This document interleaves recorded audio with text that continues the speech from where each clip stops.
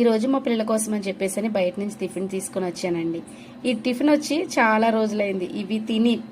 అంటే ఏంటంటే వీధుల్లో ఆడవాళ్ళు ఇంటి దగ్గరే టిఫిన్ అమ్ముతూ ఉంటారు కదా, వాళ్ళ దగ్గర అనమాట. సడన్గా నేను బయటకు వెళ్తుంటే కనిపించాయండి. ఇంకెప్పటి నుంచో అక్కడ తీసుకొద్దామని చెప్పేసి అనుకున్నా. ఈ రోజైతే డిసైడ్ అయ్యి పిల్లల కోసం అయితే ఇవి తీసుకొని వచ్చాను. నేనైతే ఇవి అట్లు అంటానండి, కాదు దోశలని మా పిల్లలు అంటారనమాట. నువ్వు తప్పు చెప్తున్నావమ్మా, అట్లు మీనింగ్ అసలు లేదు, దోశలనే అంటారని చెప్పేసి అంటారు. ఇంకా మా మధ్యన ఆర్గ్యుమెంట్ అయితే ఇలా జరుగుతూ ఉంటాయి. నాకైతే అట్లు అనడమే అలవాటు అనమాట. వాళ్ళకే నేను ఓబే అయిపోయాను. ఒక దోశ వచ్చి 10 రూపాయలు పడిందండి. 3 దోశలు అయితే 20 రూపాయలు అంట. 2 రకాల చట్నీలు ఇచ్చారు, ఒకటి కొబ్బరి చట్నీ, ఒకటి శనగపిండి చట్నీ.